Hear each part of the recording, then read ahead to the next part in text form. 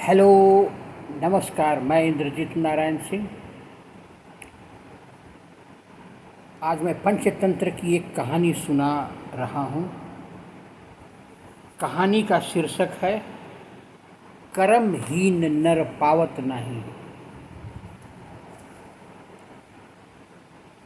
छोटी छोटी कहानियों को सुनने के बाद आपकी मेमोरी बहुत स्ट्रांग हो जाएगी। सुनिए। एक नगर में कई जुलाहे रहते थे। एक जुलाहा जिसका नाम था सोभी। सोभी बहुत गरीब था, लेकिन उसके पड़ोसी जो जुलाहा थे वह बहुत धनी थे। उसने पत्नी से कहा, मैं तो यहाँ धन कमा नहीं पा रहा हूँ। जो भी धन है उड़ते जा रहा है। मैं सोच रहा हूँ कि बाहर इस गांव से निकलूं और कहीं कमाई करूं। पत्नी ने कहा, तुम्हारे भाग्य में धन नहीं लिखा है, फिर भी जा सकते हो। सो भी चल दिया। एक नगर में वो व्यवसाय करने लगा। करते करते वो 300 मोहरे जुटाया। जब वहाँ से गांव की ओर चला तो रात हो गया था। रात को पेड़ पर बैठकर सो गया। वहाँ स्वप्न वो देख रहा है कि दो देवता, एक भाग्य और एक धन के देवता, दोनों उसके सामने खड़े हैं, बात कर रहे हैं। बोले कि यह व्यक्ति भाग्यशाली नहीं है, तो इसलिए धन क्यों दिया जाए। धन तो नहीं, धन के देवता को कहा भाग्य ने कि इसका धन छीन लो।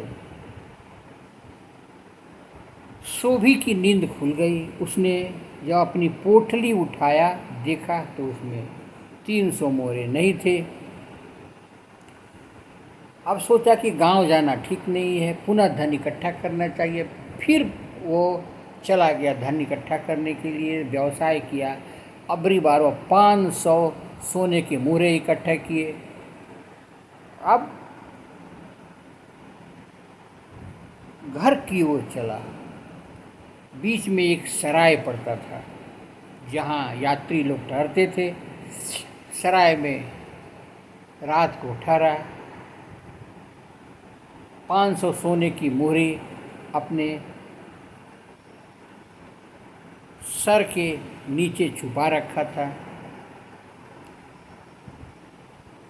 सोभी ने स्वप्न देखा कि फिर वही भाग्य के देवता और धन के देवता आए हुए हैं। भाग्य के देवता ने धन के देवता से कहा, क्यों इसको धन देते हो, इसके भाग्य में तो धन है नहीं, इसका धन तो छीन लेना चाहिए। जैसे ही सोभी ने आँख खोला, देखा कि 500 सोने की मोहरें गायब हैं। तो अब सोचा कि दो बार मेरा धन तो गायब हो गया, अब क्यों न जो है ना आत्महत्या कर लेते हैं। वह आत्महत्या करने के लिए पेड़ पर चढ़ा, रस्सी का फंदा लगाया। उसी समय भाग्य और धन पहुंच गए।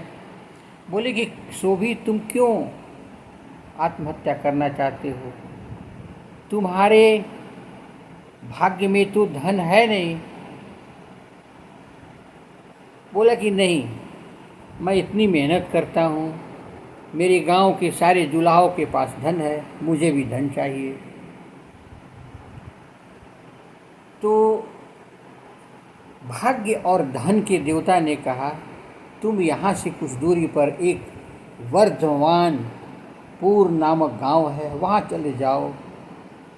उस गांव में दो भाई रहते हैं, धनहीन और धन युक्त। धनहीन और धनयुक्त दोनों साथ में अलग अलग घर में रहते थे। धनयुक्त के यहाँ पहले उसने सोचा कि चलो इसके यहाँ चलना चाहिए, रात गुजारना चाहिए। वहाँ पहुँचा तो उनकी पत्नी उसे भगा दी, लेकिन कहा कि नहीं, मुझे आज यहीं रहना है। तो धनयुक्त जो था उसको सूखी रोटी दिया, वही खाकर वहीं आराम करने लगा। दूसरे दिन धनहीन के पास वो जाकर ठहरा। धनहीन के यहाँ गया तो उसकी बहुत खातिरदारी हुई, खाना पीना हर चीज़ अच्छी तरह से मिला। सवेरे देखा कि राजा के यहाँ से कुछ लोग आए हुए हैं, धनहीन को धन देकर चले गए। तो अब भाग्य और धन पुनः आए उसके पास। शोभी से पूछा, तुम्हें कौन सा चाहिए, धन चाहिए या धनहीन होना चाहिए? तो धोबी ने कहा कि मैं धनहीन तो नहीं होना चाहता, लेकिन इतना धन हो कि मेरे सारे काम निपट जाएं। भाग्य के देवता और धन के देवता दोनों ने कहा, तुम अब गांव लौट जाओ और तुम्हें तुम्हारे मन अनुरूप हमेशा कुछ न कुछ धन मिलते रहेगा।